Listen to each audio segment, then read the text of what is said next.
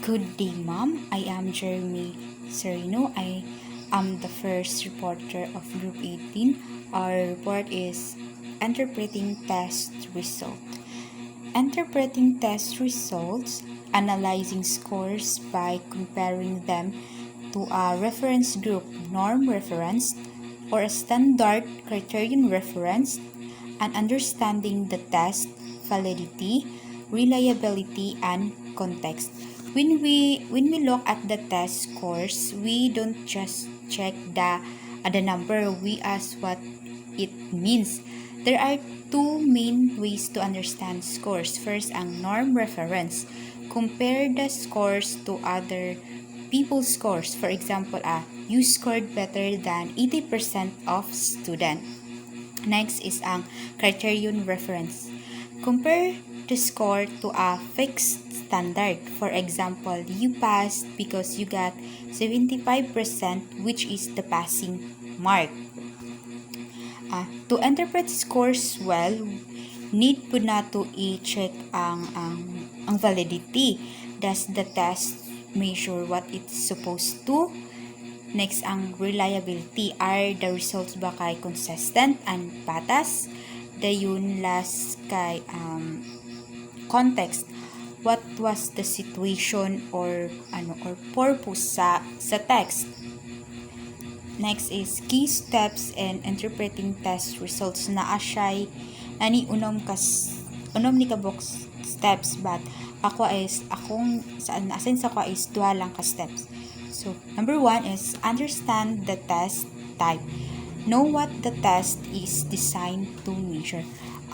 Before interpreting test results, it is essential to know what the test is intended to measure. Different tests measure different contracts. For example, intelligence, personality, or skills. Understanding the test purpose ensures na ang result na na-interpret is appropriately. For example, if interpreting the results of an IQ test, you should understand na gina-measure ang cognitive abilities like problem solving. Number 2, analyze scores. Interpret scores by comparing them to a reference group or a predefined standard. After understanding the test measures, the next step is analyze the scores. This involves interpreting the scores by comparing them either ang reference group, norm reference, or ang predefined standard, ang criterion reference. Next is norm reference. Compare an individual score to the performance of a normative group. For example, standardized IQ test where your score is compared to the scores of others in your age group. Next is criterion reference. Compare performance against a specific standard or task mastery. For example, a driving test where you must perform a specific task correctly to pass regardless how others perform. That's all, ma'am. Thank you. And ang 4 ka steps kay akong ka-groupmate na ang continue. Good day, ma'am. I am Fuertes. I am going to continue the key steps of evaluating test results. So, for number 3, consider test properties. So, evaluating the test reliability and validity is essential in interpreting the results accurately. So, reliability refers to the consistency of the test. A reliable test minimizes random errors and ensures stable outcomes. And validity, on the other hand, refers to the accuracy of the test. A test may be reliable but not valid. So therefore, both properties must be considered to determine how confident one can be in results and conclusions for them. So number 4, contextualize the results. So test result should not be interpreted in isolation. It is important to consider the purpose of the test, the individual specific circumstances, and any external factors that may have influenced performance.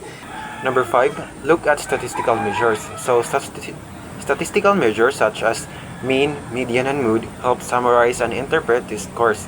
So the mean provides average score, the median shows middle scores, and the mood identifies most frequently occurring scores. Last, the use visuals. Visual presentations such as tables, graphs, and charts make complex data easier to understand and interpret. Visual enhances clarity, reduces misinterpretation, and help readers quickly grasp key findings. Good day everyone, my name is Bulanay and today I will be discussing the important considerations in interpreting test results. When we interpret test results, it's very important that we do it carefully and responsibly because these results can influence decisions, feedback, and even a person's well-being. So first, we should not overgeneralize. A single test result is only one piece of information. It does not fully define a person's abilities, performance, or characteristics. For example, if a student scores low on one test, it doesn't automatically mean they are weak in entire subject.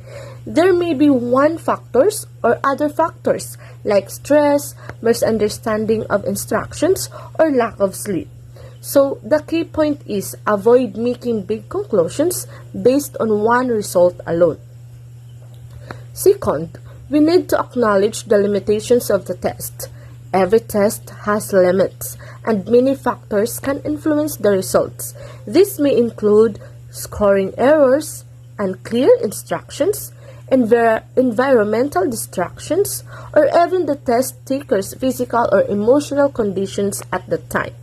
So, in recognizing these limitations, it helps us to avoid unfair judgments and ensures that our interpretations remain accurate and realistic.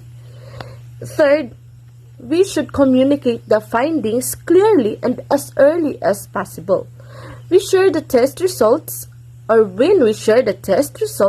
we need to explain them in a simple, understandable way. The goal is to make the information helpful and actionable for the individual. In practical terms, this means using clear language, avoiding the technical jargon, and making sure that the person fully understands what the results mean and what the next steps are. So in summary, interpreting these test results is more than just reading scores. It requires careful thoughts and responsibility. We must avoid overgeneralizing, acknowledge the limits of the test, and communicate results clearly. By following these considerations, we can ensure that the test interpretations are fair, accurate, and meaningful. Thank you.